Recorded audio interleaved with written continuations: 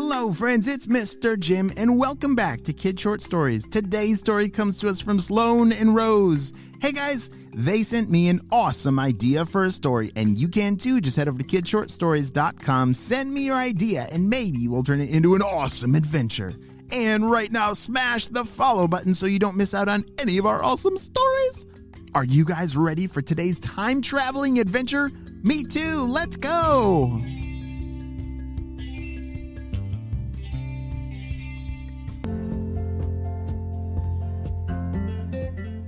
Sloan and Rose lived in a world in the future that was run by zombie worms. Zombie worms? Wait, I didn't even know those existed. I know. It's very terrifying, but zombie worms? They lived in a future world, and do you know what they did? They ate everyone's books. I know, that would be terrible. If the whole world's books were eaten by zombie worms, how would we learn? What would we do without books? Well, Sloan and Rose, they spent their entire life trying to figure out how to time travel back to stop those zombie worms before this all started. Rose, I think we almost got it. Can you hand me those wires over there? Sloan had been working on this time-traveling jacket with her sister Rose for a very long time. All kinds of wires and batteries and lights and flashing things, and they were pretty cool looking jackets. Well, Sloan and Rose, they had a theory that they could build some kind of time-traveling jacket, and if they put on the jacket, they could maybe go back in time and stop the zombie worms before they ate all the books. All right, here's the wire, said Rose. She handed it to Sloan, who put it in place, and all of a sudden, the two jackets started beeping. Beep, beep, beep, beep, beep, beep, beep, beep, beep, beep, beep. I think it's time. Hurry, put them on. Sloan and Rose put on the jackets, and instantly, whoa, whoa, whoa! They were transported back in time. Holy smokes, I wish I had a time-traveling jacket. Oh, geez. HQ, can we please get that ordered for all the Spy Kids? I don't know how to build that, but figure it out, please. Well, Sloan and Rose had figured out the time-traveling jacket, and they were flying back in time to a place before the zombie worms. Oh! Oof! Sloan and Rose crashed down in a field. Thankfully, it was a grassy field, not a rocky field, but they were in the middle of nowhere. Rose, are you okay? Said Sloan. Yeah, I'm fine. How are you? I'm good, but gosh, we just fell out of the sky. Yikes. Okay, we gotta get to work. Let's go, said Sloan. Sloan and Rose had to start looking for clues to see if they were in the right year. They had to go see if maybe books still existed, or if they had transported to the wrong year. They ran up to a city, and look, there's a library, shouted Rose. They ran up to the library and looked in the windows, and it was full of books. Wow, I've never seen a book before, said Sloan. I know, I've only heard stories of books, said Rose. Their faces were pressed up against the window because they had never seen a book in real life. Can you imagine a world without books? A world where zombie worms ate everything that we wrote down on paper? Yeah, that would be terrible. Well, I hope Sloan and Rose are able to save the world before this crazy zombie worm apocalypse happens. All right, Sloan, we gotta go fast. We gotta find where the Purple Ninja's secret lab is because I'm pretty sure they're the ones that are behind this. Sloan and Rose had heard all about the Purple Ninjas and Dr. Stinky Breath's secret lab.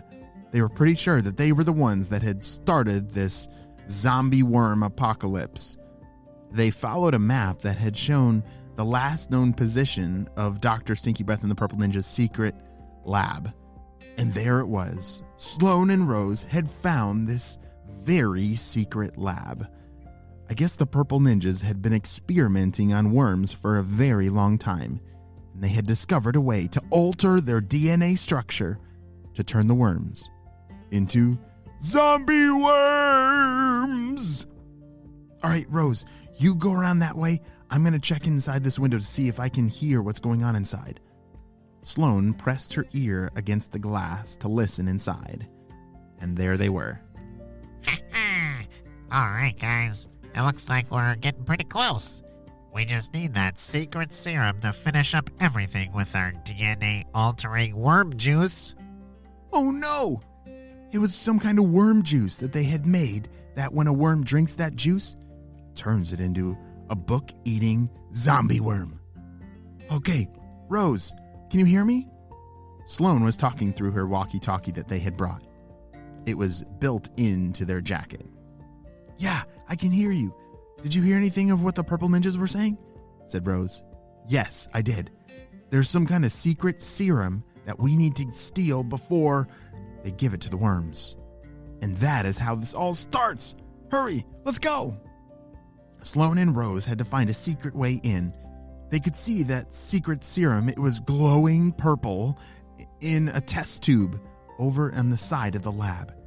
They had to find a way to sneak in and get it before it was too late. Rose was crawling on her hands and knees through a little hole in the wall. She crawled in and it was just out of reach. She was trying to reach up and grab it, but the table was too high. While she was ducking down, she had to stand up, but the purple ninjas might see her. As she stood up and grabbed the serum, Hey! What are you doing here? Get back! the purple ninja started to chase. Rose, get out of there! Shouted Sloane. Rose slid through the hole in the wall, and out they ran, running as fast as they could out of the forest. Yes, we got it! We got it! We gotta destroy it! Rose dumped all that purple serum into the dirt, and Sloane and Rose ran out of there as fast as they could. Oh no! They dumped all that stuff in the dirt. Purple Ninja 2, did you save the directions of how to do this? Was I supposed to keep track of what we put in that serum? Yes, because they just destroyed it all. We could remake it, but did you write down the directions? I knew I forgot one thing, and I think I forgot that thing. No! We'll never be able to recreate it.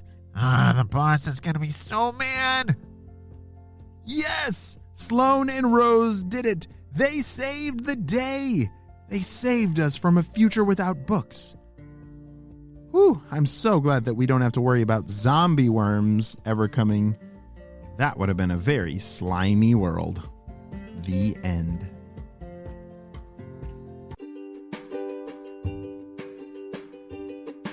Great job. You listened all the way to the end, and you know what time it is. It's time for Kid Shout Outs. I want to say hey to Riley from California, Kiki and Ruby May from Calgary, Alberta, Marley from California, Sam and Lexi from Michigan, Flora and Yosel from Jerusalem, Israel, Caleb, Callie, and Mira from Washington, and Owen from Utah. I'm so glad that you're all on the Kid Short Stories family and on our spy team. We could not stop Dr. Stinky Breath and his team without you, my friends. Well, you have a super duper day, and I'll see you next time. Bye.